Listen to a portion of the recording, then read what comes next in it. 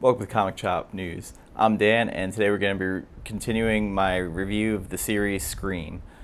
Scream 2 is one of those movies that they had to make a sequel. There was no choice. Scream 1 did so well, and it became kind of a hot property. Kevin Williamson became a hot name, and it's also one of those great examples of the law of diminishing returns where it's an okay movie, but just not as good as the first. They even get into a meta discussion about sequels during the movie. You can kind of tell that Kevin Williamson's focus wasn't 100% on the movie because at the time he had a hit TV show. He also had Teaching Mrs. Tingle he was getting ready to put out, among other things. Kind of getting a little stretched thin because of how in demand he became. And this movie, all of a sudden Sarah Michelle Gellar wanted to be in it, Rebecca Gayheart, a bunch of names all of a sudden, want to be involved with the franchise, where the first one, it wasn't so in demand because, it was, at the time, horror movies weren't cool to be in. So this movie picks up, I'm not sure exactly what the time jump was. I didn't really pay that much attention to it when I was watching it last night. So there is a premiere for Stab, which is a movie based off the Woodsboro murders and also Gale Weathers' book. And Omar Epps plays Phil with Jada Pinkett Smith, who is playing Maureen Evans. And they're going to the premiere. They're having this discussion about, she doesn't like horror movies. She'd rather see, Sandra. Oh God, I just forgot. Anyway, so she'd rather go see, chick flick movie, and their discussion goes on. They're handing out all the Ghostface costumes, and their discussion goes on during the movie, and they're watching it, and she's yelling at the screen. Everybody's telling her to shush. They kind of goof on this during Scary Movie.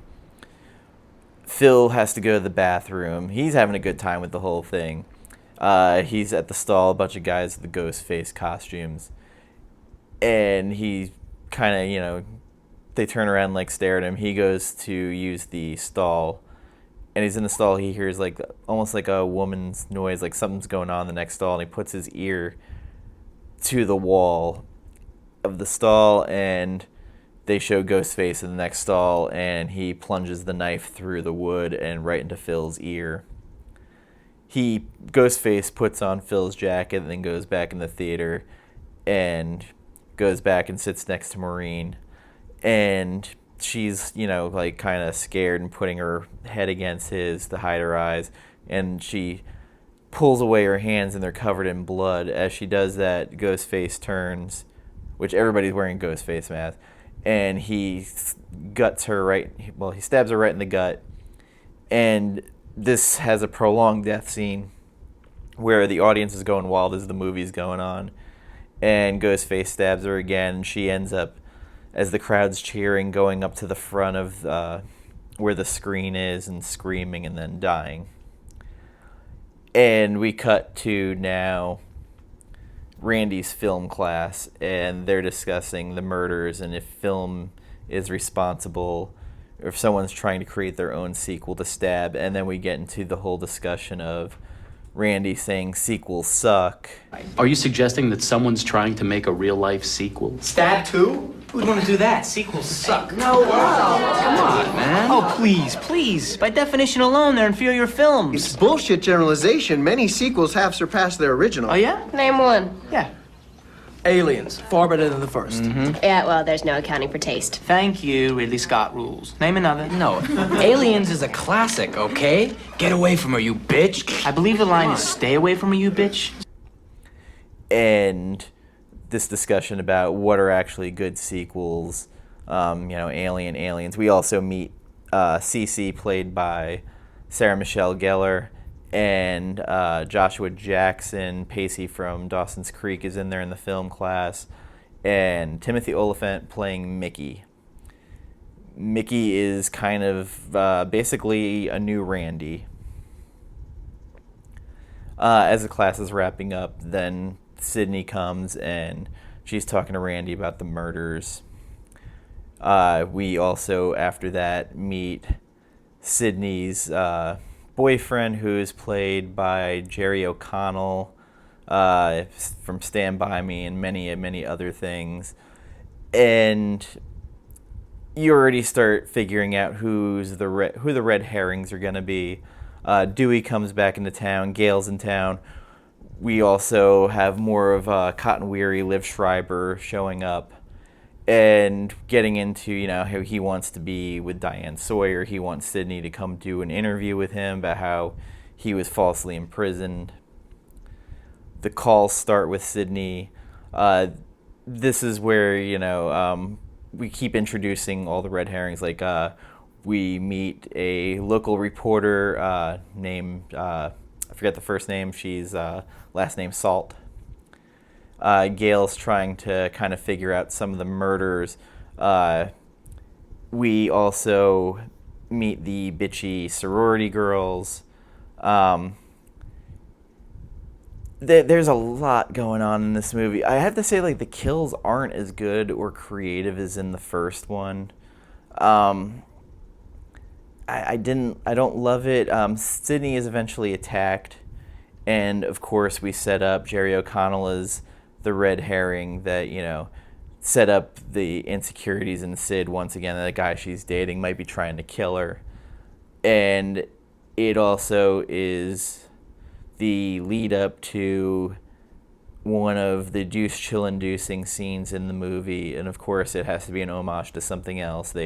Mickey even calls it out that, it's doing Top Gun, where Jerry O'Connell gets on the tables in the lunchroom and starts singing the Partridge Family's I Think I Love You. I love you, isn't that what life is made of? And though it worries me to say, I've never felt this way. Hey, I think I love you, so what am I so afraid of? I'm afraid that I'm not sure of. I love there is just, like, chill inspiring in a bad way. We also, one of the more controversial things in this movie, at least with fans, is Ghostface sets up, this wild goose chase looking for where he or she is, and Randy's on the cell phone talking to him. We get the line of, what's your favorite scary movie? Showgirls. And he starts kind of mocking Billy and Stu. And as he gets to where the news van is, Ghostface pulls him in and stabs him in the van. People were really upset that he died. Randy was, of course, everybody's favorite. But, honestly, I think it saved him from the inferior Part 3. So now, we have a fan favorite gone. And Sid is also, like, in this play of The Tempest, which sets up the final scene. The end is, spoilers if you haven't seen this, but the end, MacGuffin, find out Mickey, who they've kind of been putting out there as being one of the killers. He's kind of looks psychotic constantly. He's a film freak. He does his arch villain speech as to Sid and Jerry O'Connell, who at this point he's tied up. He ends up getting killed. And of course then we reveal we have to have a partner, of course. And it is, I think it's Debbie Salt. She was Jackie from Roseanne. That's all in my head I always remember. And turns out she's Billy Loomis's mom. She's had a little bit of a makeover, but she's trying to get revenge for her dear sweet boy being killed. And honestly, it's such a bullshit MacGuffin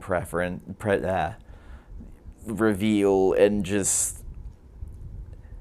it got to the, boy, you could really do better, but weirdly everybody kind of went with it. Everybody actually likes this movie. I'm not really that big on it, but if you have to compare it to Part 3, then this is like a work of art compared.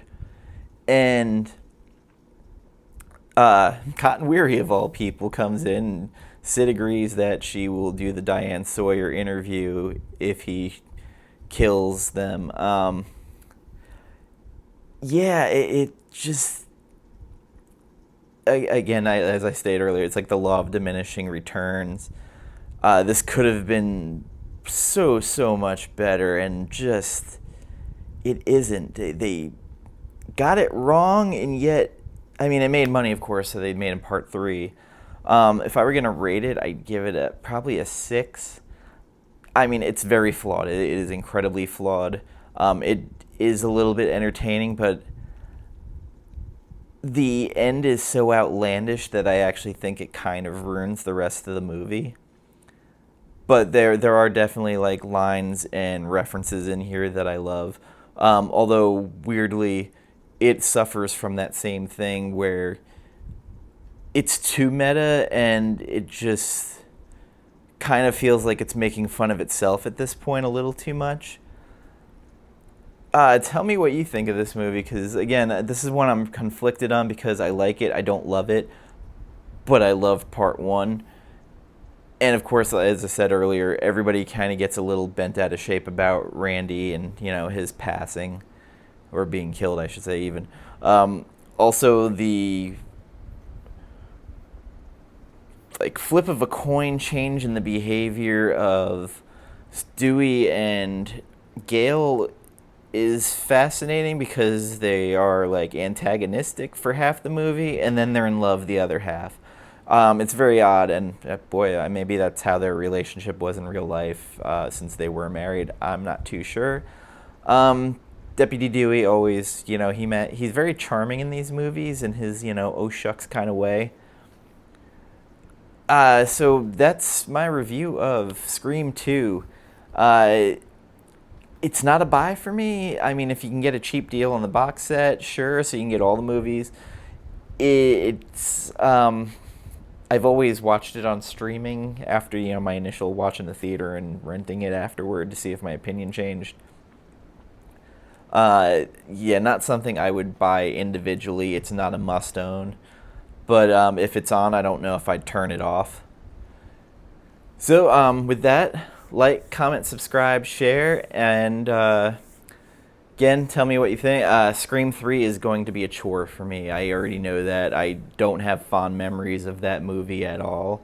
So that will be fascinating to get into.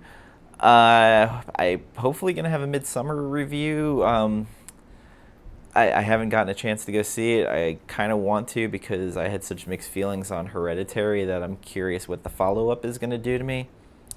So with that, thank you and take care.